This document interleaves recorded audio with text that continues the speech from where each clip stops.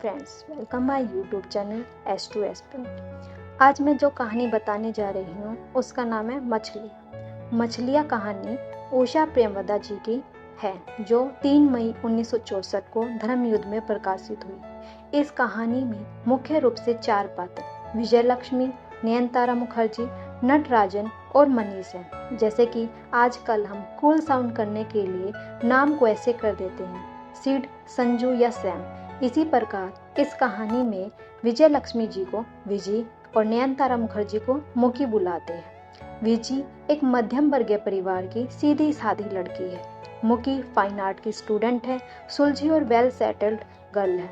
मनीष विजी का मंगेतर है, परंतु वह मुकी की तरफ आकर्षित है। और नटराजन मनीष का दोस्त है जो कि मुकी का मंगेतर है, पर यह विजी की तरफ आकर्षित है। तो आइए शुरू करते हैं आज की कहानी। विजी सड़क के किनारे खड़ी है। पतझड़ की सुनहरी रंग बिरंगी शाम सड़क और इमारतों पर छाई हुई है। पूर्व से रह रहकर हवाएं आती है जिसमें विजी की हल्की पारदर्शी नायलॉन की साड़ी पर छपे फूल धीरे धीरे हिलते हैं। सारे दिन के बाद जूड़ा ढीला हो जाता है, नीचे गर्दन पर टिक जाता है और बम्बू क्लिप का एक सिरा मांस में निरंतर चुभ रहा है। विजी अकेली नहीं है, पास ही नटराजन भी खड़ा है। पर विजी ने नटराजन की ओर से मुंह फेर लिया क्योंकि विजी की आंखों में आंसू है। विजी नहीं चाहती कि नटराजन जाने कि वह रो रही है। 3 महीनों के बाद लौटकर विजी ने जो समाचार सबसे पहले सुना वह यह था कि नटराजन शीघ्र ही मुकी यानी कि नयनतारा मुखर्जी से विवाह करने वाला है। कहाँ वह डायन और कहाँ बेचारा नटराजन, उसके मन में ऐसे भाव आते हैं। विजी चाहती है कि इस बात का बुरा ना माने कि नटराजन को मुकी अच्छी लगती है, कि मुकी ने विजी को आमंत्रण दिया है कि स्वयं नटराजन ने अब तक एक बार भी नहीं पूछा। नटराजन ने अभी तक मुकी को अपनी शादी में बुलाया नहीं है। विजी तुम आओगी ना? अगर पूछे तो विजी को वह सबसे कहने का अवसर मिले जो हृदय में कल से उमड़ रहा है। वो सोच रही है कि जब मुझे नटराजन पूछेगा कि तुम मेरी शादी में आओगी तो जो मेरे मन में है वो मैं बाहर निकाल सकूंगी नटराजन के सामने। शाम को सड़क पर आवाजाही बहुत बढ़ जाती है। लाल बत्ती के बदले पर दोनों सावधानी से सड़क पार करने लगे। कुछ दूर चलने पर भीड़ और रोशनियां वाली सड़क अचानक ही अंधियारी और उदास दिखने लगती है। अब नटराजन को विजी का चेहरा स्पष्ट नहीं दिखाई देता। यहाँ खड़े होकर वह निजी विजी का सिर अपने सिर से लगा लेना चाहता है क्योंकि उसका उदास सा दुखी चेहरा नटराजन से देखा नहीं जाता। पर वह स्वयं भी जानता है कि वैसा नहीं कर सकता। नटराजन को अपने स्वयं पर गर्व है और उसके मन में यह संतोष है कि उसने कभी विजी के सम्मुख अपनी भावनाओं को व्यक्त नहीं किया जो अभी तक विजी से गोपनीय रखा गया है। उसने अब कहने की जरूरत भी नहीं है क्योंकि अब उसकी मुकी से शादी हो रही है, इसलिए वह सोच रहा है कि अब मुझे उसके सामने अपने जो मन में है उसे प्रकट करने की इच्छा नहीं करनी चाहिए। विजी का घर पहले आता है और वहाँ एक पल ठिठकी और बोली, आओ एक कप कॉफी पीकर चले जाना। विजी के स्वर में आग्रह था, आत्मीयता भी न थी और कुछ अवश्य। नटराजन जाते जाते रुक खड़ा हो गया। मुकी को पता लगेगा तो वो बहुत बुरा मानेगी। विजी और मुकी में लंबी अनबन है। विजी तो मुकी का नाम तक सुनती नहीं है, पर नटराजन अभी तो स्वतंत्र है। उसने देखा कि विजी दरवाजे के ताले में चाबी डालकर घुमाते हुए मुड़कर देख रही थी कि वह आता है या नहीं आता है। नटराजन मन में ही सोचता है, अगर मैं जाऊंगा कभी मुकी को बुरा न लग जाए, वो मुझसे गुस्सा न हो जाए। फिर नटराजन, अच्छा, नटराजन ने कहा। विजी ने दरवाजा खोला, अंदर जाकर बत्ती जलाई। आओ, अपने पर्स को मेज पर रखते विजी ने कहा। नटराजन ने कमरे के मध्य में खड़े होकर चारों ओर नजर दौड़ाई। दीवार पर एयर इंडिया का पुराना कैलेंडर, मैक्सिकन बास्केट के शेड वाला लंबा लैंप, सोफे पर छीट का वही खोल। चाय पियोगे या कॉफी? विजी ने पूछा और उत्तर की आशा में विमंचक भाव से खड़ी रही। कॉफी हो तो कॉफी, नहीं तो एक गिलास पानी में भी काम चलेगा। नटराजन ने ऐसा कहा। लगता है कि मीठा बोलना भूल गए हो। कौन, मैं कि तुम? मैंने तो मीठा बोलना जाना ही कब है, मीठा तो वह बोलती है। विजी ने कहते हुए अपने को रोक लिया और रसोई के अंदर चली गई। यहाँ पे विजी ने मुकी पर कटाक्ष किया है। कमरे से रसोई का दरवाजा दिखता है। नटराजन ने कुर्सी से थोड़ा आगे उठकर पूछा, कौन? विजी रसोई के अंदर हो गई जिसे नटराजन को न दिख सके। तब नटराजन ने कुछ सौसित सी अनुभव करते हुए पैर फैलाकर मेज पर रख दिए और रसोई में पानी गिरने की आवाज झरझर आ रही थी। खिड़की के प्लास्टिक पर्दे, उस पर कुछ नहीं दिखता था। अमेरिका के इस शहर में बिजी नाम की लड़की के घर में अकेले बैठे नटराजन को इस समय कुछ भी असंगत नहीं लगता। वह भूल जाता है कि कुछ दिन बाद वह एक दूसरी लड़की से विवाह करने जा रहा है। जैसे अपनी भावनाओं विचारों को अलग अलग कक्षों में बांट दिया है। 6 साल से वह विदेश में रहता ऊब गया है। अब भारत में पसंद की नौकरी न मिलने से यहीं कुछ वर्ष और रहना होगा। उसने मुक्की से विवाह करने का निश्चय बहुत ठंडे दिमाग से सोच विचार करने के बाद लिया। मुक्की उसे कुछ मायनों में अच्छी लगती है। मुक्की के मन में नटराजन के लिए आदर है। दोनों जानते हैं कि विवाह का दायित्व वे अच्छी तरह से निभा सकेंगे, पर यह सब बीजी को कैसे समझाया जाए। कमरे में घी गर्म किए जाने की सुगंध भर उठी, फिर धीरे से प्याज महकने पर छोड़ दी गई। बीजी, क्या बना रही हो? नटराजन ने आवाज ऊंची करते हुए पूछा। स्टेनलेस स्टील की कलछी हाथ में पकड़े बीजी ने रसोई से थोड़ा इधर झाँक कर कहा, यूं ही कुछ थोड़ा सा। कितनी बार बताया है कि पहले सरसों के दाने चटका लिया करो, प्याज पहले डालने से वह ठीक से नहीं चटकते। नटराजन कहते कहते कुर्सी से थोड़ा उठे और फिर बैठ गए। आज वह बीजी का अतिथि है और रसोई में जाकर बीच में अड़ंग लगाना उसके लिए शोभा नहीं देता। वे दिन हैं जबकि अपार्टमेंट में मनीष और नटराजन का था और रसोई में उसका आधिपत्य था। मनीष को दक्षिण भोजन अच्छा लगता। यह जानकर बीजी ने उत्साह से नटराजन से शिष्या बनकर स्वीकार कर लिया था और उसने नटराजन से दक्षिण का भोजन सीखना शुरू कर दिया। विजय ने कैसे पूर्ण रूप से मनीष की रुचियों के अनुसार ढलना आरंभ कर दिया। उन दिनों विजय रह रहकर हंसा करती और उसकी उज्जवल तरल आंखों से आंतरिक उल्लासा की हवा झलकती थी। अब तो उसके गोरे चेहरे पर कल्लोस आ गई है। हंसी जैसे होठों से उड़कर कहीं छू मंतर हो गई है। बीजी 2 तस्त्रियों में उपमा ले आई, मेज पर रखकर कॉफी लेने वापस लौट गई। नटराजन की एक्सपर्ट आके देख रही थी कि प्रिपरेशन ठीक से नहीं हुई है, सूजी कहीं जली है, पर कॉफी लाकर विजय ने तस्तरी मेज पर रख दी और चुपचाप खाने लगे। विजय ने स्वयं भी 2 चम्मच उपमा खाकर तस्तरी रख दी। ठीक नहीं बना। उस शनासने से पहलने वाली प्रफुल्लता हासनी विजय इस कलांत मुख में झांक गई। नहीं तो अच्छा है, नटराजन ने कहा। उसे लगा कि जैसे बीच में विजय ने अपने को थोड़ा सा दूर हटा लिया हो। दोनों के बीच की दूरी अनकही बातों को दीवार बढ़ती जा रही थी। बीजी ने कॉफी का प्याला उसकी ओर बढ़ाया। नटराजन ने प्याला थामते हुए वातावरण को यथासाध्य सहज बनाने की कोशिश में पूछा, वॉशिंगटन में कैसा लगा बीजी? यहाँ कब तक रहने का इरादा है? वॉशिंगटन मैंने एक नाटक देखा था जो बहुत पसंद आया। छोटी मछली बड़ी मछली, जिसमें बड़ी मछली छोटी मछली को निगलती रहती है। तब से कभी कभी सोचती हूँ, क्या कोई छोटी मछली उलटकर बार भी कर सकती है? कहकर वह अनमनी सी हंसी। तुम नहीं समझोगे, बहुत उलझी बिखरी मानसिक प्रक्रिया होती है जो मेरी है। घर में सब ठीक प्रकार है? पिता, भाई, बहन? बीजी ने इस प्रश्न पर चकित आंखें उठाई और कहा, वे लोग मुझसे चिट्ठी ही कहाँ लिखते हैं? तुमने उन्हें सूचना नहीं दी? इतना लड़ बिगड़ कर इतने गर्व के साथ चली आई। यह किस मुख से लिखती कि शादी टूट गई? मनीष का जो जीभ मुझसे भर गया है। बीजी की बातों में हल्की हल्की कड़वाहट। नटराजन नहीं चाहता कि ये बातें आगे बढ़े। बीजी और मनीष के विवाह न करने में मुक्की का जितना हाथ था, नटराजन से छिपा नहीं था। थोड़ी कॉफी और दोगी बीजी? उसने पूछा। बाहर अंधेरा गड़ा गया। कमरे में लैंप शेड की जंजूरिया से निकलकर दीवार पर गिरता प्रकाश अच्छा दिखता है। बीजी ने अपने बालों में अटका क्लिप निकालकर मेज पे रख दिया और सिर को धीरे धीरे झटक रही थी, जिससे बाल पूरे खुल जाए। अरे तुम कैसे हो? ठीक हूँ, और तुमने समाचार तो सुना ही होगा? नटराजन ने हल्के से पूछा, पर झगड़ने का मूड अभी बीजी पर भी नहीं था। एकाएक असीम थकान से भर उठा। दाई बाह फैलाकर उसने सोफे पर टिका दी। हाँ, बीजी के स्वर में नटराजन को कुछ अंदाजा न हुआ बीजी की क्या प्रतिक्रिया है, पर बीजी ने सायास आंखें पूरी खोलकर पूछा, अच्छा नटराजन, तुम्हें वह बहुत पसंद है? बहुत अच्छी लगती होगी, उसके बिना तुम रह नहीं सकते होगे ना? नटराजन चौंक गया। एकाएक कुछ उत्तर न दे पाकर वह बीजी को देखता रह गया। जानती हूँ, बीजी ने कहा। उसकी आंखें लंबी लंबी है, वह सोफिस्टिकेटेड है, कार चलाती है, अंग्रेजी में कविताएं लिखती है, पीली मछलियाँ पालती है, सभी को अच्छी लगती है, तुम्हें, मनीष को और सबको। पहले बीजी का कट रुद्ध हुआ, फिर ढेर से आंसू आंखों में उमड़ आए। पर वह कहती है, मैं उसके आगे क्या हूँ? अत्यंत शुद्ध, उपेक्षणीय। मुझे तो तुम निमंत्रण पाने तक का अधिकार भी नहीं समझते।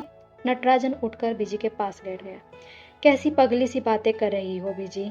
तो मैं क्यों नहीं बुलाऊंगा? मुझे मुखी आजकल बहुत बिजी है, इसी से निमंत्रण भेजने में देरी हो गई होगी। नटराजन कह रहा है, मन ही मन अपने को धिक्कार रहा है। क्यों मैं उसे स्पष्ट बात कहने का साहस नहीं है मुझ में। अनेक बार चाहने पर भी मुंह से बिजी को न बता सका कि वह उसके लिए कितनी प्रिय है। 6 वर्षों के इस दीर्घ प्रवास में अनेक युवतियों से परिचित हुआ, पर बिजी के माता निकटते से उसमें जो प्रतिक्रियाएं होती है वह नटराजन के लिए एक नया ही अनुभव है। पूरी तरह जानते हुए कि बिजी मनीष की वाग्दत्ता है, यानी कि मनीष की मंगेतर है, कि कुछ ही महीनों में दोनों की शादी भी हो जाएगी। नटराजन को बिजी के बारे में सोचना भला लगता था। दिन भर अपने काम में व्यस्त रहने पर भी वह मन ही मन जगी रहती थी कि एक आशा जगी रहती कि शायद बिजी मनीष से मिलने आए। मनीष के पास उन दिनों पैसों की बहुत तंगी थी, इसलिए बिजी को अधिक घुमाने फिराने की बजाय वह संध्या अपार्टमेंट में बैठकर बियर पीते और संगीत सुनते और अपना टाइम गुजारते थे। बिजी इधर उधर अत्यंत उदास भाव से मंडराती और नटराजन दोनों के अकेलेपन में बाधक न बन अपने कमरे में लेटा पुस्तक पढ़ता हुआ दीवार के उस पार बिजी की हंसी सुनता और एक सुगंध सी सारे घर में छाई रहती। पर वे दिन अब नहीं है। नटराजन अब बैठकर उन दिनों में खोने की याद में सिर नहीं पिटकना चाहता। अगले सप्ताह वह नयनतारा मुखर्जी नाम की एक सोफिस्टिकेटेड लड़की से शादी करेगा। मनीष और विजय के साथ जिन दायरे में गिर गया उसे काट फेंकेगा। मुखी फाइन आर्ट की छात्रा है, वह तांबे की पत्र गढ़ती है, चित्र बनाती है। नटराज से विवाह से भी अपने पहले उसने बैंक अकाउंट में उसका नाम चढ़वा दिया और उसे पूरी तरह छूट दी है। मुखी की राय से उन्होंने एक अपार्टमेंट में बिल्डिंग ली है जो 5 मंजिल पर 3 कमरे का एक फ्लैट ले लिया है। मुखी ने डेनिश पत्ती का फर्नीचर ऑर्डर किया। उसके एक मित्र पर्दे बना रहे हैं। मुखी ने अपने को नए घर को सजाने में व्यस्त कर लिया है। नहीं, मुखी के साथ घर जमा कर रहना नटराजन को बुरा नहीं लगेगा। वह यहाँ बैठे बैठे मन में वेदना की खरोच बाकी है। यह पास बैठी रुदिता विजय मन में जितनी अपनी है वह शायद मुखी कभी न होगी। नटराजन एक दर्शक रहा है और उसे अधिक प्राप्त न होगा। नटराजन एकाएक कठोर हो गया, ऐसी क्षीण दलित जो बिजी कभी न थी।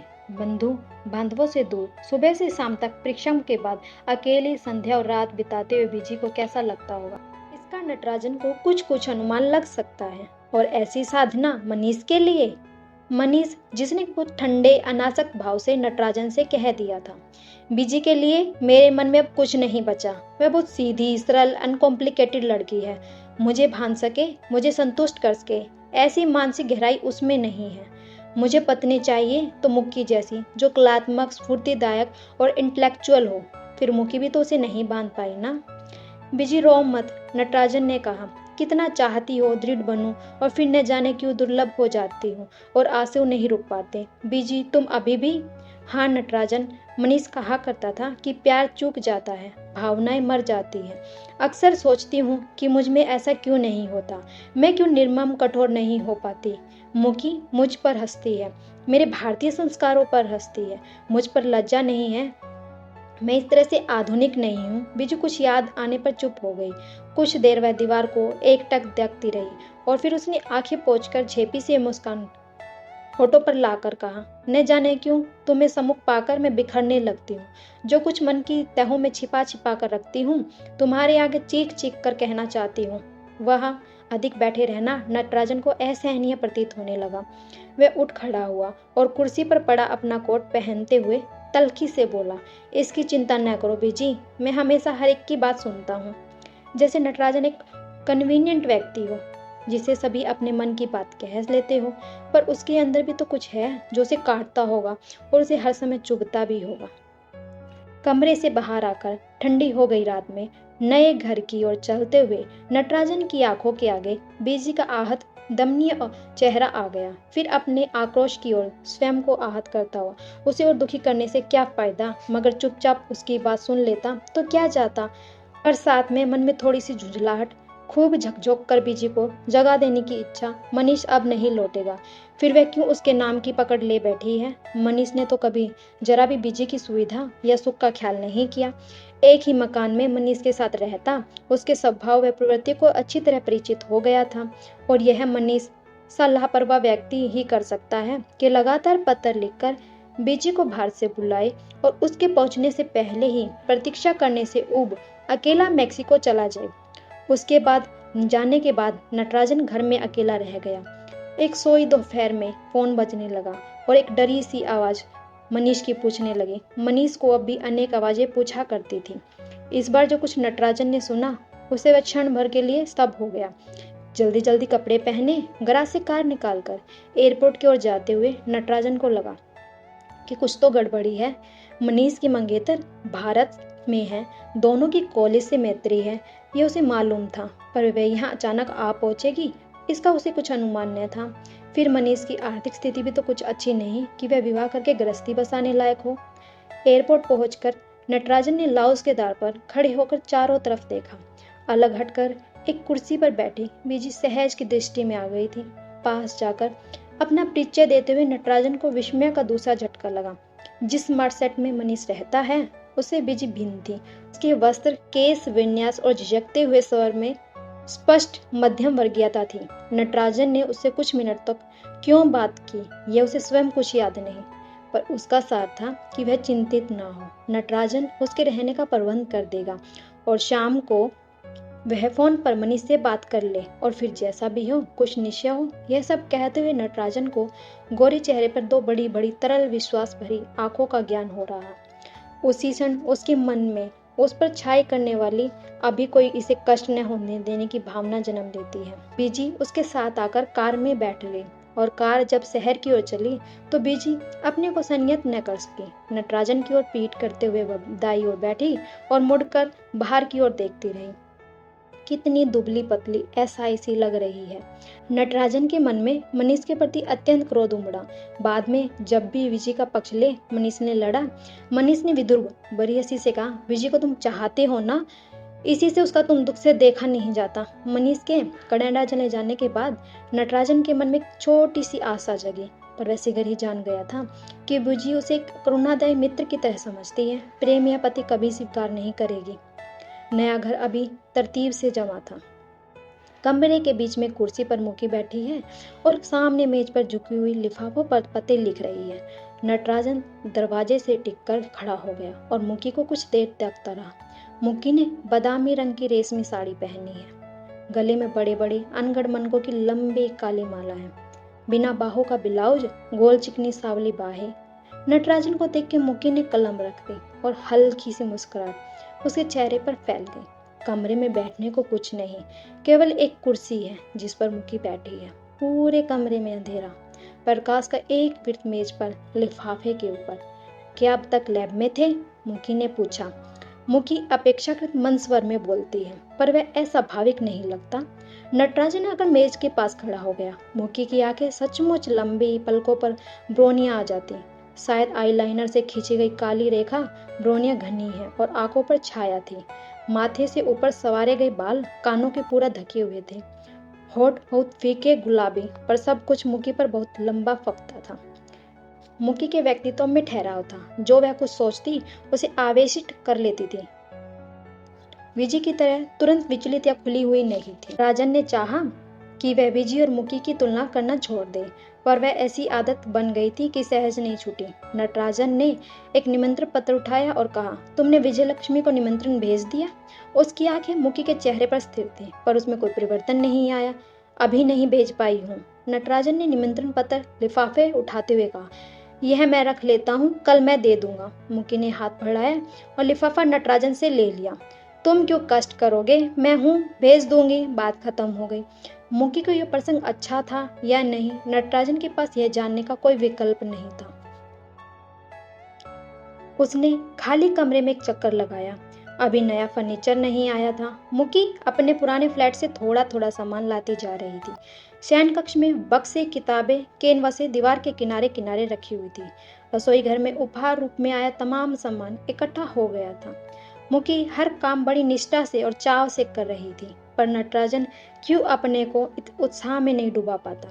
प्यार की बातें दोनों के बीच कभी नहीं हुई, यद्यपि काफी समय दोनों ने साथ बिताया। घूमे फिरे, पार्टीबाजी की, उत्सव में गए। मुकी ने कभी न प्यार मांगा न प्यार देने का वादा किया, जैसे दोनों ने सहज भाव से ग्रहण कर लिया हो कि विवाह के बाद सब ठीक हो जाएगा। पर अब नटराजन के मन में कुछ संशय जाग उठा। बीजी अभी भी मन में बांधे हुए है। शायद मुकी भी मनीष को मिस करती होगी। नटराजन को अपने बारे में भ्रम नहीं है। मनीष को स्त्रियां सहज ही आकर्षक कर पाती थी। नटराजन दुबला पतला मंझेले कद का बहुत कुछ स्त्रीण प्रवृत्ति का युवक है। कम बोलता है, अपने में सिमटा सिमटा घिरा रहता है। मुकी को रिझा सके ऐसी उसमें क्या खास बात थी। नटराजन ने देखा मुकी हाथ का काम छोड़कर उसे एकटक देख रही है। नटराजन ने थोड़ा सा मुस्कुरा कर अपने विचारों का आवरण सा डालते हुए कहा, तुम कब से यहाँ पर हो?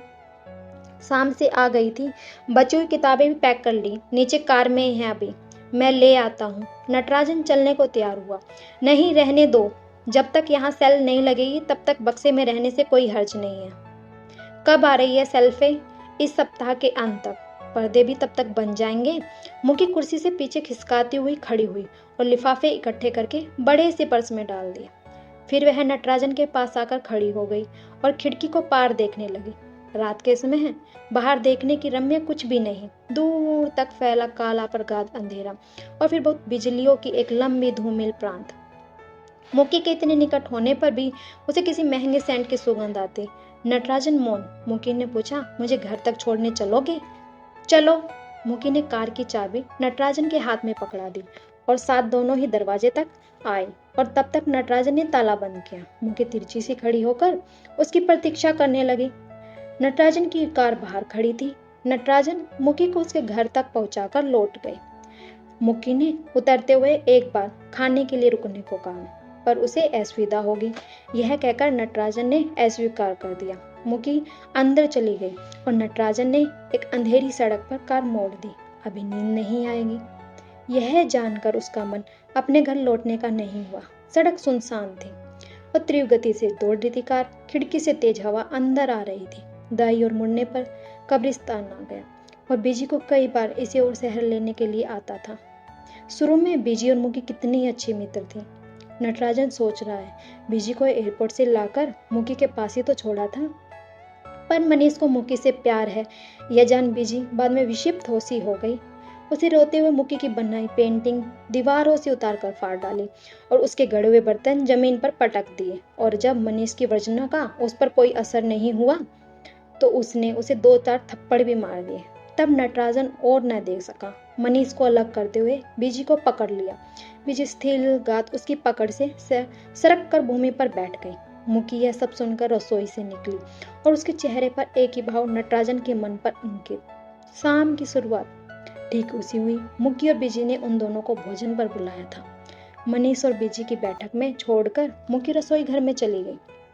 नटराजन के साथ जाकर उसकी सहायता करना चाहता था। मुकी ने कहा, यहाँ सब ठीक है नटराजन, सिर्फ सलाद बनाना है, मैं कर लूंगी, तुम जाके बियर क्यों नहीं पीते? बैठक में जाकर मनीष और बीजी एकांत में बाधक न बनने के लिए नटराजन टेरिस पे चला गया, जहाँ से न चाहते हुए उनके वार्तालाप का कुछ अंश उसके कानों में पड़ता। शायद बीजी ने कहा, यहाँ आकर अभी तक विवाह न होने का कारण उसकी काफी बदनामी हो रही है। मनीष का उत्तर वह सुनकर, पर अचानक ही चीखने झगड़ने और चीजें के फेंकने की आवाज स्वर सुनकर नटराजन चौंक कर कमरे में आया। परिचित भीरू बीजी प्रचंड दुर्मनी बन गई। बाद में नटराजन द्वारा झकझोर जाने पर उसे चौंक कर आंखें खोली, जैसे होश में आई हो। फिर उसकी आंखों से झरझर आंसू गिरने लगे और उसने कहा, मैं यहाँ एक पल भी नहीं रह सकूंगी, मुझे कहीं और जगह ले चलो। समझा बुझाकर नटराजन उसको शैया के लेटाने के लिए बाध्य हुआ। बीजी का चेहरा ऐसा हो गया कि उसको अंदर का सारा प्रकाश बुझ गया हो। वह बिना प्रतिवाद किए शयन कक्ष में चली गई। नटराजन जब बीजी को अंदर भेजकर मुड़ा तो देखा मुकी भूमि पर फटे कागज के टुकड़े इकट्ठे कर रही है। फिर उसने तांबे का दीपातार उठाया जो मेज के नीचे जा पड़ा था। उसमें पड़े गए गड्ढों को बार बार छूने लगी। मनीष इस बीच जा चुका था। इन सब के लिए मुझे आप दोषी ठहरा रहे होगे ना? नटराजन को अपनी ओर देखते हुए मुकी ने कहा। फिर वो उठकर खड़ी हुई और बोली, अगर मनीष को मैं बीजी से ज्यादा अच्छी लगती हूँ तो इसमें मेरा क्या दोष है? आप ही बताइए। यदि मैं बीजी से अधिक आकर्षक हूँ, सोफिस्टिकेटेड हूँ, तो क्या यह कोई मेरा अपराध है? मुकी के इस बात पर नटराजन चकित होकर देखा, पर यह सब बहुत स्पष्ट 2 टूक बाहों में कहा गया था। इसमें कोई अहंकार नहीं था। मुकी शायद कुछ लोगों को बीजी से ज्यादा अच्छी लगती थी। उसका रंग सांवला, आंखें लंबी थी और उसे उठने बैठने का ढंग था, एक लचक और चारों ओर एक व्यक्तित्व था उसका। मनीष और मेरी रुचि मिलती है, मुकी ने कहा। वह लेखक है, मैं कलाकार हूँ। बीजी इज ए नाइस गर्ल। मगर उसमें मनुष्य व्यक्ति को आजम पकड़कर बांधे रखने की शक्ति नहीं है। मुकी कभी भी उद्वेलित नहीं होती। उसके स्वर में एक ठंडापन है। वह बिजी की तरह केवल एक गृहिणी मात्र बनकर संतुष्ट नहीं रह सकेगी। पर इसके बाद जब बिजी को ज्वर और सर्दी के कारण बीमार हो गई, तब मुकी ने ही एम्बुलेंस बुलाकर अस्पताल भेजा उसे। अगली सुबह बिजी के लिए गुलाब का एक फूल खरीदकर नटराजन उसे देखने गया। बिजी अनिश्चित भाव से थोड़ा मुस्कुराई। नटराजन उसे कृत्रिम रोज से देखने लगा। कुछ देर दोनों चुप रहे। तकिए के सिराने टिकी बिजी हाथों में गुलाब की लंबी डंडी घुमाती रही। फिर पतली सी आवाज में बोली, एक काम कर दोगे? कहो। एक छोटा सा रास्ता, सस्ता सा अपार्टमेंट ढूंढ दो मेरे लिए। मैं उस डायन के साथ नहीं रहना चाहती, ऐसा बिजी ने कहा। आगे इस बात पर कोई बात नहीं। इधर उधर की छोटी छोटी निरर्थक बातें। समय बीत गया। दोनों में एक ही तनाव था। नटराजन चलने को बोला और उठा। नटराजन, वो मनीष कैसे हैं? बिजी ने पूछा। ठीक है, कहते हुए नटराजन ने झुककर उसके बाल थपथपा दिए। अगले 2 दिन अपार्टमेंट ढूंढते हुए बीत गए। इस बीच लाइब्रेरी जाकर कुछ लोगों से मिल गया। भारतीय भाषाओं की पुस्तक में कैटलॉगिंग करने के लिए एक जगह खाली थी, वहां बिजी काम कर लेगी। इसका प्रबंधन कर दिया गया और फिर लाइब्रेरी के पास एक छोटा सा अपार्टमेंट मिल गया। एक छोटा सा कमरा, एक छोटी रसोई, बाथरूम। बिजी के अस्पताल से लौटने से पहले ही नटराजन ने उसका सामान वहां पहुंचा दिया। सामान मुकी ने पैक कर दिया। वह नटराजन के साथ आकर चीजें ठीक भी कर गई। बाजार से थोड़ा जरूरी सामान, फल, दूध, मक्खन आदि लाकर रेफ्रिजरेटर में भी रख दिया। फिर उदास सी दीवार एयर इंडिया का कैलेंडर भी लगा दिया। न चाहते हुए नटराजन को लगा मुकी भली है, मुकी उदार है, और इसी से मन में छोटी सी श्रद्धा भी जाग उठी मुकी के लिए। बिजी ने लौटकर पहली बार अपना नया घर देखा। कुछ देर चुपचाप खड़ी रही, फिर कहा, तुमने सामान जचाने में जहमत क्यों की? तब नटराजन ने कहा, वह तो मुकी आकर ठीक करके गई है, मैंने कुछ नहीं करना पड़ा। ओह, बिजी ने कहा और दूध की बोतल सिंक से निकालकर उलट दी। बिजी, मेरे सामने उसका नाम मत लेना नटराजन, बिजी ने कहा। इसी स्मृति में जुड़ा एक और प्रसंग। नटराजन प्राय बिजी की ओर चला जाता है, चाहता है कि किसी तरह उलझाए रखे, जिसे नटराजन बिजी को अधिक सोच विचार कर अपने को दुखी करने का मौका ना मिले। बिजी को कभी उसे सिनेमा में ले जाता और यदि समय होता तो 30-32 मील वॉशिंगटन, विशेषकर जब मार्च अप्रैल में वहीं के फूल खिलने लगते। पहली बार बिजी ने गहरे नीले रंग की साड़ी पहनी थी। उस पर ढेर सारे आड़े तिरछे सीधे सफेद हाथी छपे हुए थे। उस साड़ी के गहरे नीलेपन में बिजी के चेहरे का गोरापन बढ़ा दिया गया था और बहुत कोमल अनछुई सी लग रही थी। बाद में जब कभी भी बिजी को बाहर जाते देखा तो उसी साड़ी में देखा। फिर वह साड़ी आंखों में चुभने लगी और मन में रह का प्रश्न उठता कि बिजी शादी की तैयारी से मैं सूटकेस भरकर साड़ियाँ लाई थी, उनमें से क्यों नहीं पहनती। एक दिन रहा नहीं गया, हंसी में पूछ बैठा, जब देखता हूँ यही साड़ी पहनी रहती हो, बहुत अच्छी लगती है क्या तुम्हें? नटराजन ने पूछा। बिजी ने दीर्घ समतल दृष्टि से देखते हुए हल्के में उत्तर दिया, बाकी साड़ियाँ मुकी ने रख ली, किराया बाकी था। कुछ पल चुप रहकर नटराजन ने पूछा, मुझे क्यों नहीं बताया तुमने? बिजी चुप रही। नटराजन ने कुछ आगे झुककर कहा, बिजी तुम अब भी मुझसे जुड़ाव सी लगती हो। मैं तो चाहता हूँ कि तुम्हारे हर दुख हर चिंता का भागीदार बनूं। मेरे पास जो कुछ भी है वह तुम अपना ही समझो। बिजी पोटोमेक नदी के उस पर एयरपोर्ट की बिजलियां देख रही थी। अत्यंत त्रस्त हो उठी। एक झटके साथ खड़े हुए उसने कहा, आगे कुछ मत कहो नटराजन, मैं तुमसे विनती करती हूँ। नटराजन कुंठित हो चुप हो गया। उसके बाद बिजी जैसे खो गई। नटराजन ने अपने काम में व्यस्त कर लिया और बिजी लाइब्रेरी में बेसमेंट में कहीं छिप गई। नटराजन की दृष्टि से वो ओझल हो गई। जून में मनीष सामान बांधकर कनाडा चला गया और busy Washington library of Congress में काम करने लगी। अकेले घर में गर्मी बिताते हुए नटराजन को लगता था कि अब जिधर भी मुड़ता हूँ हल्के रंग की सूती साड़ियों में मुकी ही दिखाई देती है। मुकी जैसे पार्टियों में भी ले जाया जा सकता था, जो कुछ ही देर में आकर्षक सुस्वादु भोजन तैयार कर लेती है और जिसकी दृष्टि हर समय नटराजन को पुष्तव का बोध भी कराती है। हर सुबह दैत्याकार मशीनों के शोर से आंखें खुलती। घर के बिल्कुल पास यूनिवर्सिटी की एक बड़ी सी बिल्डिंग बन रही थी। उस सुबह जागकर बिजी निश्चल पड़ी हुई सीमेंट की मशीनों का भारी घरघराना सुनती रही और रह कर लगता कि ऐसी एक मशीन के बीच आकर वह चूर चूर हो गई हो। कई दिनों से वही सब फिर से दोहराया जा रहा था। पहले मन पर छा जाने वाले घनघोर उदासी, फिर बिना कुछ खाए पूरा दिन बीत जाना। बीजी अपने को धोखा नहीं दे पाती। वह जानती है कि मुकी और नटराजन का विवाह उसे जरा भी नहीं रच रहा। वॉशिंगटन से मेरी लेडी लौट रही थी कि मिस चंदोला से भेंट हो गई। बोली, मुकी तो अब लड्डू खिलाने वाली है। क्यों? पीजी ने पूछा। नटराजन और मुक्की का ब्याह करने जा रहे हैं। आप ही इनविटेशन लिख ही रही है और आप ही बांट रही है, तुम्हें नहीं मिला क्या? मिस चंदोला मुक्की को कभी अच्छी नहीं लगी। उसकी झुंझलाहट थोड़ी सी और बढ़ गई जब उसने उससे पूछा, तुम्हारी बारी कब आ रही है विजय लक्ष्मी? कनाडा कब जा रही हो तुम? वह बिना कुछ कहे आगे बढ़ गई, पर मन में कुछ और आस रहा था। एक बार भी नटराजन ने व्यक्त नहीं किया कि मुक्की ने उसकी मित्रता है, और मित्रता इतनी बढ़ गई कि दोनों विवाह करने जा रहे हैं। उसके मन में एक ऊह सी उठ गई और सोच रही थी कि मन को झटक दूं, पर वह तो कुंडली सी मारकर विचारों पर जम गई है। बीजी ने बसंत की उस संध्या को याद किया जब नटराजन ने घुमा फिरा कर कहना चाह रहा था कि बीजी उसे अच्छी लगती है। बीजी ने नटराजन को एक मित्र के रूप में देखा था। अब तो वह घबरा उठी कि यदि नटराजन ने उसे स्पष्ट कह दिया तो वो ना में उत्तर कैसे दे पाएगी। उसके एहसानों तले जो लब्धि है और नटराजन को पति रूप में स्वीकार करना अब तो असंभव सा था। नटराजन बहुत भला है, सहायता करने की तत्पर, उदार, विशाल हृदय, पर बीजी को तब भी आशा थी कि शायद मनीष उसके पास लौट आए। महीने में अलग अकेले वॉशिंगटन में रहकर बीजी ने बार बार इस बारे में सोचा, अपने को अनेक प्रकार से समझाया और अंत में इस निश्चय पर पहुंची कि मनीष की जगह नटराजन नहीं ले सकता। पर ठीक है, नटराजन के साथ नई जिंदगी तो जी जा सकती है। इसलिए बीजी कुछ इस मन स्थिति में आ गई कि नटराजन ने फिर से पूछा तो वो हाँ कर देगी। पर यहाँ आकर जाना कि मुकी ने फिर से उसे पराजित कर दिया है, निमंत्रण तक बढ़ चुके हैं, और बीजी अपने की इन झूठी सपनों में बहलाती रही। नटराजन को वह बहुत अच्छी लगती है, बहुत प्यारी है उसके लिए वो, कि नटराजन उसे फिर से अवश्य कहेगा और वो उसे हाँ कर देगी। अब मुक्की की गर्दन पकड़कर उसे भींचने की इच्छा होती है। मन होता है उसकी कॉफी में जहर मिलाकर पिला दूं, उसके अपार्टमेंट में आग लगा दूं और सिल की तहों में लेटी मुक्की को लपेटों में गिरा दूं और चीख धुएं और चटकती लकड़ियों में खो जाए उसकी। जी ने माथे पर हाथ रख लिया, जैसे इन विचारों पर प्रतिबंध लगाना चाहती। पर मुकी के लिए जो मन में बैर भाव है उसे रोम रोम में भिद गया है। उसे कम से कम अपने से तो नहीं छिपा सकती।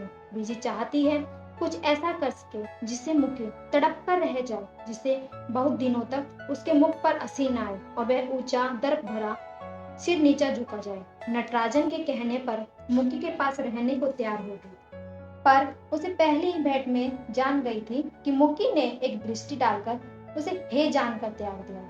बीजी को मुकी में ऐसा विशिष्ट कुछ नहीं दिखाई दिया। साधारण रंग, रूप, कटे हुए बाल, कानों को पूरा ढके हुए थे और अकेले घर में बहुमूल्य साड़ी पहने रहती।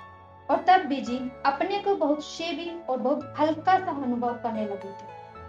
बाद में जाना कि मुकी के पिता अत्यंत धनिक है और उसकी सारी शिक्षा विदेश में हुई है।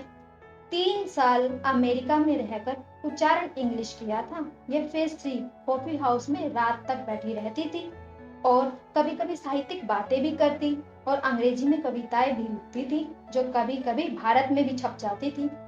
बीजी अपने स्वभाव में झेपपूर्ण, कभी कभी लज्जित हो जाती और अपने भारतीयों पर मुकी और उसके मित्रों के व्यंग से कभी कभी छिप कर रो लेती थी। वह स्मार्ट या आधुनिक नहीं है, यह जानती है कि कैसे बीए में पहली बार लड़कों के साथ क्लास में बैठना हुआ। तब भी वह सब लड़कियां झुंड बनाकर क्लास में जाती, साथ बैठती और इकट्ठे ही बाहर लौट आती थी क्लास से। मनीष से परिचय तो मौसी के घर हुआ था और उन्होंने भी जैसे आंखें बंद कर ली हो और दोनों के मिलने जुलने पर रोक लगा नहीं पाई। शायद सोचती होगी कि मृत बहन की लड़की इसी तरह ठिकाने लगे, इसी प्रकार दुर्गति हो। वैसे घर में किसी को चिंता न थी। सगाई की रस्में ऐसी हुई, न इधर से कोई आया न उधर से। मनीष के यहाँ चले आने के बाद भी पत्र व्यवहार होता रहा और 1 साल बाद अपने लौट आने के बजाय उसने बीजी को बुलाना भी जरूरी समझा। अपनी माँ के गहने मौसी के द्वारा बिकवा कर आने का प्रबंध किया। पिताजी नाराज थे, माता गुनगुनाए, पर गहने नाना के दिए हुए थे, इसलिए किसी का वश न चला। पर यहाँ पहुंचने पर पाया कि मनीष तो मैक्सिको गया है। यह बात बीजी को बहुत खटकी, पर करती भी क्या। उन लंबे कार्यहीन दिनों में नटराजन ने भर दिया। अपनी लैब से छुट्टी पाकर रोज ही उसे सैर के लिए ले जाता। कभी कभी वॉशिंगटन में पूरा दिन बीत जाता। तब मुकी ने अजीब बहकी बहकी बातें भी शुरू कर दी। एक दिन बोली, मनीष लौटने पर पाएगा कि उसकी भावी पत्नी को उसके मित्र ने हड़प लिया। क्या? बीजी ने अचकचा कर पूछा। कैसी भोली बनती हो, आंखें नहीं देखती? तुम्हारे से हटती नहीं है नटराजन की। नटराजन की तो लेब थी और वे थे, किसी लड़की से मतलब न था। अब रोज वॉशिंगटन की सैर होती है, कभी लिंकन मेमोरियल घुमाया जा रहा है, कभी जेफरसन। मुकी इस पर कैनवस पर रंग लगा रही थी। ब्रश को थोड़ा सा हवा में उठाकर बोली, और बीजी, यदि तुम्हारी जगह मैं होती ना तो नटराजन को चुनती। 6 साल से यहाँ पीएचडी कर रहा है, इंडिया जाकर जोरदार नौकरी मिलेगी। यहाँ भी तो 8,000 मिल रही है ना। और उसके पास है ही क्या, एक टूटपूंजिया सी फेलोशिप, उसके सिवा और क्या रखा है उसके पास। बीजी से कुछ देर कुछ भी नहीं कह बना। उसने कहा, कैसी बात करती हो मुकी? नटराजन मेरे लिए बड़े भाई जैसे हैं, मैं उन्हें इस दृष्टि से नहीं देखती। मुकी हंसने लगी। बर्श रखकर उसने आगे झूले हुए बालों को पीछे करते हुए कहा, तुमने भी क्या संकुचित गली मोहल्ले वाली बातें कर दी। नटराजन तुम्हारे भाई कैसे हुए? वे मैसूर के हैं और तुम पटना की। तुम में और नटराजन में केवल एक ही रिश्ता है। तुम एक सुंदर स्वस्थ युवती हो और एक ऐसे युवक है जिन्हें तुम अच्छी लगती हो। ऐसी सिचुएशन में तुम्हें पता है क्या करना चाहिए। बस मुकी, मुझे और कुछ नहीं सुनना। मुझे और मेरी मान्यताओं को तुम अलग छोड़ दो, बीजी ने बुरा मानते हुए कहा। और यह अब विवाह होने जा रहा था। उसे निश्चित ही नटराजन से अधिक उसके वेतन और भविष्य की संभावना का ख्याल किया होगा मुकी ने। बीजी के मन में यह ख्याल आ रहा था। बीजी को पूरा विश्वास भी था कि उसने पैसे देकर नटराजन को विवाह के लिए हाँ की है, पर बस सोच रही थी कि नटराजन ने कैसे आंखें बंद कर ली। क्या वह मुकी की असलियत नहीं जानता? बीजी ने उठकर चाय का पानी स्टोव पर रख दिया और हथेली पर 2 एस्प्रिन की टिकिया रखकर कुछ देर सोचती रही। पटना में सब कुछ वैसे ही होगा। भी माता का बुनबुनाना, पिता की लंबी चुपिया या खींच, झुंझलाहट भरा स्वर, छोटी बहन का रेडियो के साथ फिल्मी गीत गाना। क्या कभी किसी को मेरी याद आती होगी? विजय लक्ष्मी किसी को याद आती होगी? इन 1.5 सालों में कितनी दूर आ गई हूँ मैं। मुड़कर देखने से मन में आश्चर्य भर जाता है कि क्या कभी जिंदगी से भिन्न थी। अब तो लाइब्रेरी का बेसमेंट और किताबों के ऊंचे ऊंचे ढेर। कभी कभी काम करते हुए कुछ याद आ जाता, मनीष की भावों की किसी जकड़, उसका मुस्कुराना, और कभी कभी वह खुद शब्द जब बीजी ने यहाँ से दूर चली जाना चाहती थी और वह जानती थी कि वापस लौटना असंभव सा है। कहीं से आगे किराए के पैसे कहाँ से होंगे, किस मुंह से घर जाऊंगी, किस मुंह से पिता की दहली पर पैर रखूंगी। कहीं और नौकरी कर सकती हूँ, पर कैसे? बीजी के अंदर समझ सकती रिश्ते। एक छोटी सी रसोई में खड़ी बीजी सोचती रही कि औरों की तरह वह सहज सरल क्यों नहीं है। कब अनजाने में कुछ ऐसा घट गया जिससे वो औरों से अलग छिप गई। यदि मनीष पर विश्वास नहीं किया होता तो यह दुर्दशा नहीं होती। यदि मुझसे कुटलती आती है, आज अकेले और अपने धन से नहीं पड़ना। चाय का पानी उबलने लगा। नटराजन एंजाइम लेब से लाइब्रेरी तक पहुंचने में 7-8 मिनट लगते हैं, पर 4:45 बजे लेब से निकलकर वह पहुंचने पर नटराज ने 15 मिनट लगा दिए और तब पाया कि बीजी अभी अभी लाइब्रेरी की सीढ़ियों से उतर रही थी। नटराजन को देखे हुए थोड़ा सा मुस्कुराई और लाल बत्ती के पास आकर खड़ी हो गई। 8 घंटे के श्रम के बाद मुख कलानत तो हो ही जाता है, पर उसके व्यवहार में कल जैसी रुखाई नहीं थी। अधिक बातें नहीं हुई। सड़क पार कर दोनों अपनी गलियों में आ गए। बीजी का पहले घर था और पिछले दिनों की तरह फिर कॉफी के लिए पूछ लिया। स्वीकृति देकर नटराजन अंदर चला आया। एकाएक मस्तिष्क में खोद आया कि यदि बीजी ने कॉफी के लिए नहीं पूछा होता और अपने रास्ते जाने दिया होता तो उसे बहुत बुरा लगता। नटराजन बीजी के पीछे पीछे रसोई तक चला गया। बोला, एक प्रार्थना है। क्या? बीजी के प्रसन्न भरे नेत्र उसके मुख पर टिटक गए। आज खाने के लिए कुछ मत बनाना। उसके कहने के दंग से बीजी थोड़ा सा हंसती। नटराजन को वह हंसी उजली धूप से सूख लगी। बहुत बुरा बना था ना, फिर तुमने खा क्यों लिया? बीजी की रसोई इतनी छोटी थी कि 2 लोग खड़े नहीं हो सकते थे। सिंक में एक प्लेट पर पानी गिर रहा था। बीजी ने कॉफी नापकर परकोलेटर में डालते हुए कहा, तुम चलकर बैठो, मैं आई। नटराजन वापस लौट आया। कुछ देर में जब बीजी लौट कर आई तो टूटी हुई मैत्रीपूर्ण स्थापित हो गई। ऐसा ही कुछ भाव उसके मुख पर था। नटराजन ने मेज पर पैर टिका लिए, उन्हें समेट लिया और कहा, तुम्हारी किसी काम में बाधा तो नहीं दे रहा हूं ना बीजी? ना, बीजी ने अपनी साड़ी की सलवटें चिकनी करते हुए कहा। व्यस्त तो तुम हो आजकल। कुछ विशेष नहीं, अगले सप्ताह छुट्टी पर जाने से पहले लैब में थोड़ा काम निपटाना चाहता हूँ बस। अपार्टमेंट तो ठीक हो गया है, फर्नीचर आने पर जमाना बाकी है। बिजी कल से अधिक रिलैक्स लग रही थी। उसने हरे रंग की बिना किनारे की सूती साड़ी पहन रखी थी। वेदर काफी दुबली हो गई थी, चेहरे पर पीलापन छा गया था, ये घनी और नीचे तरल आंखें चमकती थी। वह उसे एकटक देखता रहा। एक बात कहूँ, बुरा तो नहीं मानोगे? बिजी ने पूछा। रसोई में कॉफी परकोलेटर खुद बुद करने लगा और कॉफी की सुगंध पूरे कमरे में छा गई। कहो, नटराजन ने कहा। बहुत आनंदित उत्सुक दूल्हे से नहीं दिखाई देते, कुछ अनमने, कुछ उदास से नजर आते हो। क्या हुआ, शादी से खुश नहीं हो? नटराजन चौंक गया, संभलने के लिए कुछ क्षण लेता हुआ बोला, जैसे कि तुम दिखती थी उन दिनों, उलसित, निरंतर मुस्कुराती हुई। बिजी रसोई में जाकर परकोलेटर ले आई और मेज पर रखती हुई बोली, अब सोचती हूँ वे भी क्या दिन थे। कितने सपने, कितनी उमंगें, कितनी नादान, कितनी विश्वास भरी। इन 1.5 वर्षों में कितना पक गई हूँ, जैसे 10 वर्ष जी चुकी हूँ मैं। तुम्हें अकेला रहना अच्छा लगता है?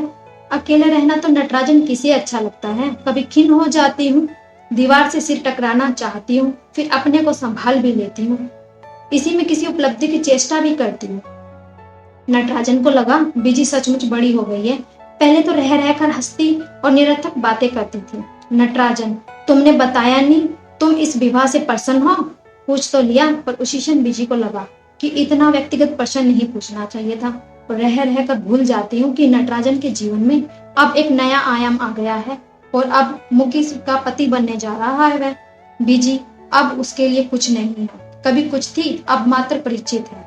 अब मुकी उसके जीवन के समग्र अनुभव की संगनी बनेगी। हाँ बिजी, मैं खुश हूँ। मुकी सचमुच बड़ी भोली, बहुत अच्छी है, बिजी ने कहा। नटराजन हटाकर हंस पड़ा। छल कपट तुमसे नहीं मिलता बिजी। मुकी की प्रशंसा करने की कोशिश मत करो। मैं जानता हूँ कि तुम उसकी परछाई तक से घृणा करती हो। आश्चर्य तो मुझे इस बात का है कि तुमने अब तक मुझे घर से बाहर क्यों नहीं निकाला। बिजी का चेहरा अप्रतिभ हो गया। क्या लोग बदलते नहीं? धारणाएं नहीं बदल सकती क्या लोगों की? Oh busy, you are so sweet. अच्छा, कॉफी दोगी या नहीं? बिजी के पास से उठकर नटराजन अपने घर आया। अलमारी में थोड़े से आवश्यक कपड़े छोड़ उसकी बाकी चीजें सूटकेस में रखी और फिर मुकी को उसके घर फोन किया। खाली घर में घंटी देर तक बजती रही। नटराजन ने जान लिया कि वह नए घर में हो। वह लिफ्ट में ऊपर जाने की बजाय सीढ़ियां चढ़ने लगा। उसने पाया कि वह सीटी बजा रहा था। दरवाजा खटखटाने पर मुकी ने खोला। वही वह हरे रंग की सूती साड़ी पहनी थी, पर उसकी साड़ी में चौड़ा लाल बॉर्डर था जिसमें जरी के तारों का काम बना था। मैंने लैब में फोन किया था, पर तुम नहीं थे, मुकी ने कहा। नटराजन एक पल रुका, फिर बोला, विजयलक्ष्मी मिल गई थी, उसके साथ कॉफी पीने चला गया। मुकी दरवाजे से हट गई। सेल्फी आ गई है, मैं किताबें लगा देती हूँ। नटराजन ने कोट उतारकर कुर्सी पर डाल दिया। मुकी की दृष्टि उस पर पा उसने कोट उठाकर टांग दिया और कुछ हंसता सा बोला, अभी से डिसिप्लिन करने लगी हो? नटराजन का मन हल्का सा, मैं जानबूझकर नहीं सोचना कि उसका कारण क्या है, पर फिर उसे भी जान रहा है कि आज वैसी बिजी जो हंस रही थी खुल खुल कर उसे बहुत अच्छा लगा। वह चाहता है कि बिजी हमेशा इसी तरह खुश रहे। किताबों को बक्सों से निकालकर मुकी ने फर्श पर फैला दिया। वह उठ उठकर नटराजन को किताब देने लगी। नटराजन उन्हें लगाने लगा। 7 कानों की सेल्फी थी, दीवारों को पूरी तरह ढक लिया। जब सारी किताबें किराने से लगा दी गई तो कमरा भरा भरा लगने। मुकी कपड़े से किताबों की दिल पोंछती जा रही थी। तुम्हारी साड़ी धूल से उठ जाएगी मुकी, लाओ मैं साफ करूंगा। पुरानी ही तो है, मुकी ने कहा। 3 खाने भर चुकने के बाद दोनों बक्सों पर बैठकर सुस्ताने लगे। कमरे में गर्मी हो रही थी, बाहर थोड़ा ठहरने लगे। चलो, कमरे में बत्ती जलती छोड़ देने से बाहर निकल आए। नीचे पहुंचकर लगा कि शाम सचमुच ठंडी और मोहक है। सड़क की बत्तियां बहुत चमकीली और पेड़ चुपचाप खामोश है। नटराजन ने पूछा, कार पर थोड़ी देर चलोगी मुकी? अच्छा, चलते हैं, मुकी ने कहा। नटराजन ने दरवाजा खोला और मुकी रुक गई। नटराजन बाई सीट पर आ बैठा और कार स्टार्ट की। बिना जाने कार को कब्रिस्तान की ओर मोड़ दिया। कार में मुकी के सेंट की सुगंध थी। दीर्घ मौन को तोड़ते हुए नटराजन ने पूछा, मुकी, क्या तुम यह सब सच लग रहा है? मुकी गर्दन मोड़कर बाहर देखने लगी, जैसे इस बात का उत्तर ही नहीं देना चाहती हो। नटराजन को हरी साड़ी में लिपटी मुकी सच नहीं लगती। उसे आज तक मुकी का स्पर्श नहीं किया। उस समय आज बढ़ाकर खुली बाह चुना चाहता था। जैसे यह जानना चाहता हो कि क्या उसकी त्वचा उतनी उष्ण और चिकनी है जैसे कि मनीष कहता था। कुछ समय पहले तक मन में भरी हुई अनजान सी खुशी तड़क कर टूट गई। नटराजन के मन में अचरज सा भर आया कि वह बगल में इस नितांत अपरिचित को बिठाकर कहाँ लेके जा रहा है और किस लिए लेके जा रहा है। क्या उसके मन में मुक्की के लिए सचमुच कोई ममता है या स्नेह छिपा है, या वह सिर्फ विवाह 34 साल की जीवन का अकेलापन दूर करने के लिए कर रहा है। पास बैठे नयनतारा मुखर्जी के बारे में क्या जानता है? नटराजन ने आकुल होकर पूछना चाहा, तुम क्या हो मुकी? तुम्हारा सत्य क्या है? तुमने मुझसे विवाह करना क्यों स्वीकारा? 27वें वर्ष तुम्हें पति की कमी महसूस हुई, या मेरे लिए तुम्हारे मन में कुछ है, या उससे अतिरिक्त और भी कुछ है? क्या तुम वैसी हो जैसी विजी ने तुम्हें चित्रित किया है? क्या तुम उतनी सहज हो जैसे मनीष ने कहा है? बी केयरफुल, मुकी ने कहा। सकरी सड़क पर सामने से एक कार आती दिखाई दी और नटराजन ने अपनी कार जल्दी से बाईं ओर मोड़ दी। कार सड़क छोड़कर कंकरीली भूमि पर उतर आई। सामने वाला कार तेजी से गुजर आई। नटराजन फिर सड़क पर आ गया और कुछ देर बाद याद आया कि मुकी ने तो उसकी बात का आंसर ही नहीं दिया। बीजी ने तो उस रात सोच ली, 9 से अगली रात, और नटराजन बीजी को अपनी लैब में पाकर चौंक उठा। हाथ पर बीकर मेज पे रखकर वह लैब से बाहर निकला और बोला, क्यों बीजी, खैरियत तो है ना? कुछ समय होगा तुम्हारे पास? बीजी ने पूछा। हाँ, और कुछ कहो, इस प्रतीक्षा में पड़ा रहा। फिर बोला, आओ कॉफी लाउंज में चले, वहां उसमें कोई नहीं होगा। बीजी चुपचाप साथ चल दी। कॉफी लोगी? नहीं, कोका कोला। नटराजन ने मशीन से पैसे डालकर 2 बोतलें निकाली और फिर ढक्कन खोलकर बीजी के सामने रख दिया। बीजी कहती है, नटराजन, मैं ज्यादा भूमिका नहीं बांधूंगी। 2-3 दिन से लगातार सोच रही हूँ किस जिंदगी का क्या करूं, समझ नहीं पाती। बीजी रुककर नटराजन का मुंह देखने लगी। फिर एकदम कह डाला, नटराजन, मुझे 1000 चाहिए। मुझे यह एक दिन में नहीं रहा जाएगा। मैं वापस जाना चाहती हूँ। कुछ भी हो, अपना देश अपना है, वे लोग मेरे अपने हैं। देश खो गया नटराजन, मुझे $1000। बीजी ने उसके चेहरे पर अपनी उत्सुकता देखती गई। तुम इतनी जल्दी कैसे जा पाओगे? नटराजन ने कहा। मैंने पता लगा लिया है, मुझे प्लेन में जगह मिल जाएगी। बीजी ने कहा। न्यूयॉर्क से लंदन? नटराजन ने कहा। नहीं, पहले मैं कनाडा जाना चाहती हूँ। बीजी ने कहा। ओह, नटराजन ने कहा। मालूम नहीं अब कब तुम्हें ये पैसे वापस दे पाऊंगी नहीं दे पाऊंगी। पर बीजी, तुम पूरी तरह श्योर हो ना? नटराजन ने कहा। बीजी ने सिर हिलाकर बताया कि बीजी का हट नटराजन को मालूम है। नटराजन ने जेब से चेक निकालकर $1500 का चेक निकाल कर दे दिया। नटराजन बीजी से कुछ कहना चाहता था, मगर कुछ और जरूरत हो तो बताना। बीजी, मॉन्ट्रियल कब जाओगी? नटराजन ने पूछा। बीजी ने कहा, कल शाम। पर तुम एयरपोर्ट पे मत आना, मैं अकेले जाना चाहती हूँ। पर नटराजन उसे एयरपोर्ट ले गया। बीजी चुप थी, शायद वह दिन याद कर रही थी जब वह मनीष के स्थान पर नटराजन उससे मिलने आया था। एक बात कहना चाहती हूँ नट्टू, बीजी ने जहाज पर चढ़ने से कुछ क्षण पहले कहा। मेरे प्रति तुम कभी अनादर मत होना, थोड़ी सी करुणा। और उसका गला भरा। उसे पहुंचकर लौटते हुए नटराजन को लगा कि जैसे उसके जीवन में कभी न भर सकने वाली अनेक अभाव हो गए। साथ ही थोड़ा सा धीरज कि तो हर समय किसी की उपस्थिति दंश देने को न रहेगी। फिर नटराजन को याद आया कि अब तो कुल 3 दिन ही रह गए शादी को। शनिवार को कुछ मित्रों ने उसे और मुकी को भोज पर बुलाया है।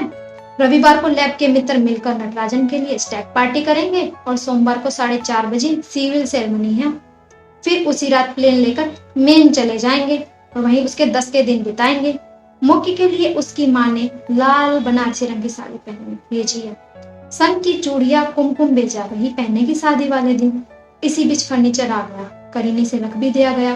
घर पूरा भरा भरा लग रहा। रसोई अत्यंत आधुनिक है, सफेद और हल्की पीली। मुक्की ने भात के भात चमकदार स्टेनलेस स्टील के बर्तन सजा दिए।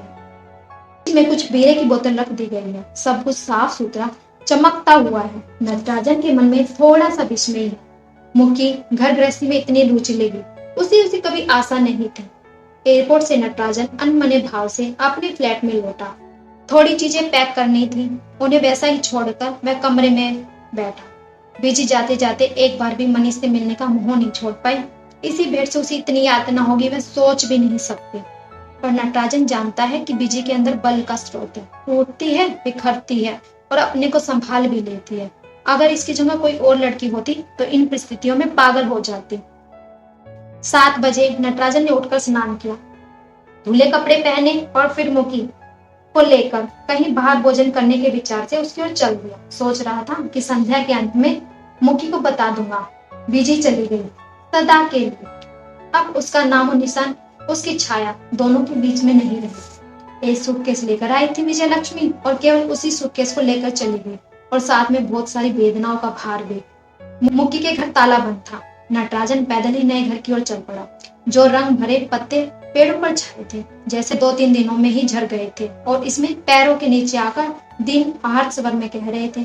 ओ वे सारे ऊंचे पेड़ अपनी काली बाहें उठाए हुए थे। जिसे लिफ्ट लेकर ऊपर तक पहुंचने में नटराजन निश्चय कर चुका था कि वह मुक्की को जी के जाने का समाचार किस प्रकार देगा। अपनी चाबी से ताला खोल नटराजन ने दरवाजा अंदर ठेला। कमरे में आकर उसने पाया कि मुक्की ने सोफे पर आधी लोटी है, दाई बाई सीधे से नीचे लटक रही है। बाई को मोड़कर उस पर चेहरा गड़ा है और उसका पूरा शरीर रह रह कर हिल रहा है। मुक्की, उसने बहुत चिंतित और स्वर में पुकारा। मुक्की ने सिर उठाकर उसे तेजी से देखा, फिर तेजी से बाई उंगली से अंगूठी निकालकर उसकी ओर फेंकते हुए बोली, यह लो तुम्हारी अंगूठी और चलते बनो यहाँ से, मैं तुमसे बोलना भी नहीं चाहती। इस अप्रत्याशित घटना से नटराजन कुछ क्षण को चकित हो उठा, फिर उसने झुककर मुक्की के कंधे पकड़ लिए। क्यों मुक्की, क्या हुआ? मुक्की ने उत्तर नहीं दिया। उसके शरीर में तड़पती मछली की तरह एक लहर दौड़ गई। नटराजन ने उसके कंधे छोड़कर झुककर फर्श पर गिरी अंगूठी उठा ली और मुक्की की बंधी मुट्ठी को खोलकर उसमें अंगूठी बनाने की कोशिश करता रहा। ऐसी आसानी से मैं तुमसे छुटकारा नहीं पाओगी मुक्की, मुझे बताओ इतने दुख की क्या बात है, क्या हुआ है? मुक्की बेग में उठ बैठी। सारे दिन रोने से उसकी आंखें फूल आई थी और उसका चेहरा गहरी अशांति से था। मुझसे पूछते हो, क्या स्वयं नहीं जानते? मुझे तो रह रहकर यही आस्था है कि तुम इतने झूठे चालबाज कैसे हो सकते हो। पूरी गर्मी वॉशिंगटन उससे मिलने जाते रहे, मुझसे एक बार भी नहीं बताया। मैं यहाँ फर्नीचर ऑर्डर करती रही, पर्दे बना रही थी और तुम वहां उसके साथ सैर सपाटा कर रहे थे। तुमने से किसने कहा मुक्की? नटराजन ने धीरे कंठ से पूछा। जाने से पहले बीजी आई थी मेरे पास, जिसे सदा से उसने मुझसे नफरत की हो। उसे यह बताए बिना कैसे चली जाती? उसने बताया कि तुमने उसे 1500 रुपए डॉलर दिए हैं डॉक्टर के पास जाने और इंडिया लौट जाने के लिए। पहले मैंने उस पर विश्वास नहीं किया, मुझे ख्याल भी नहीं था कि तुम इतना आगे बढ़ जाओगे। पर आज फर्नीचर की दुकान से फोन आया, जो मैंने चेक दिया था वह चेक बाउंस हो गया है और उसमें पर्याप्त धन नहीं होने के कारण वापस लौट गया है। और मुझे लगा जो बीजी ने कहा था। मुक्की का स्वर टूट गया और फिर भावनाओं की बाढ़ से उसकी आंखों में आंसू भरा।